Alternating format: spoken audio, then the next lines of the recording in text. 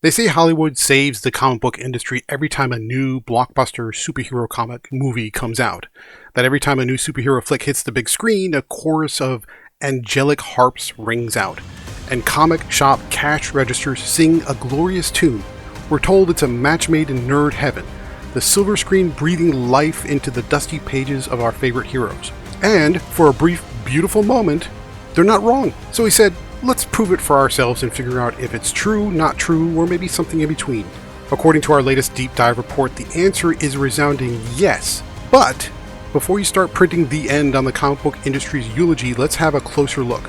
Because this rescue is about as lasting as a short sneeze. As our report's key finding states, the film-driven sales spike is a measurable and consistent phenomenon, but it's not a sustainable driver of long-term readership. That's the nice, official way of saying it's a temporary burst of excitement that leaves us right back where we started before the film came out. So we've seen all the headlines, things like Deadpool and Wolverine send comic sales soaring, or Venom War dominates the charts. These headlines aren't lies, they're just heavily edited.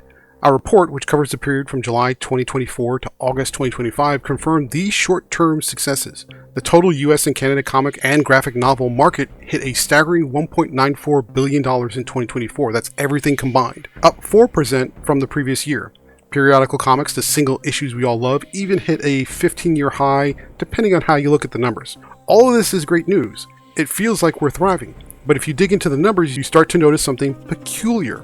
Something that would make even the most optimistic analyst raise an eyebrow. You see, our report looked at specific film releases and their impact. For example, Deadpool and Wolverine hit theaters in July 2024, and what happened? The comic market saw a noticeable jump. Specifically, Deadpool and Wolverine World War III hit number 12 on the comic charts in July. Wolverine titles saw a nice bounce as well. It was a beautiful moment. Then, as our report notes, by September, both titles had faded back into obscurity. It was a 2-month summer fling. Then there's the case of Venom: The Last Dance, which was released in October 2024. Predictably, the Venom War miniseries and related issues absolutely dominated the charts in November. The industry rejoiced, retailers celebrated. We thought, this is it, this is the one that'll stick. But, alas, our report confirms that by January 2025, that momentum was gone.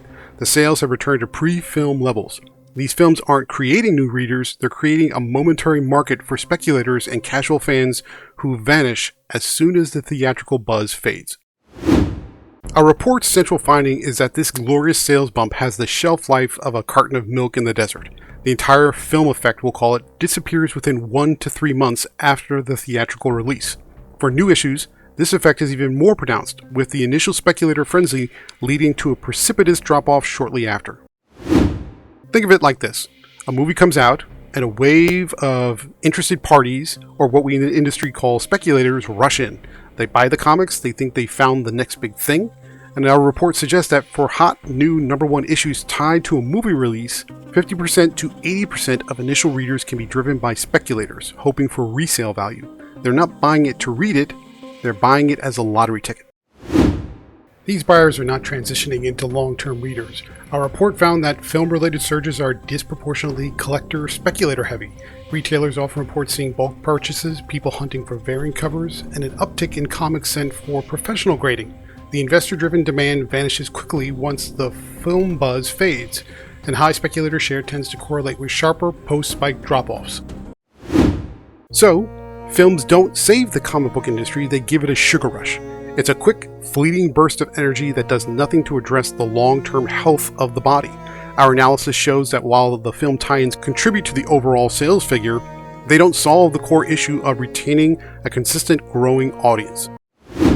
And worse still, the industry's reliance on this model is a trap. A beautiful, high-budget CGI-filled trap. As our report's conclusion states, the industry cannot afford to be passive, waiting for a film to generate temporary interest. What's needed is a strategic publishing move.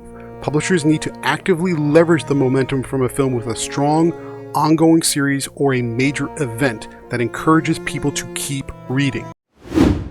And that last point isn't just an opinion, it's the data. The industry is in a cycle of relying on these one-off events instead of investing in the grassroots efforts that build a community of dedicated fans. We're not building a new generation of comic readers, we're just selling to opportunists and casual viewers who will be gone by the time the next blockbuster rolls around. We're like a werewolf waiting for the next full moon instead of finding a permanent, sustainable food source. The data is clear and the conclusion is just as sharp.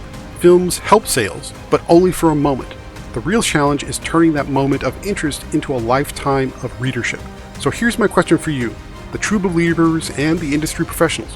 What do we do? If Hollywood is just giving us a temporary buzz that fails to convert new fans, what's the actual game plan? How do we build a lasting audience that doesn't disappear when the movie credits roll? Let me know in the comments below. And if you want more deep dives into the comic book industry's most uncomfortable truths, hit that subscribe button. You won't regret it.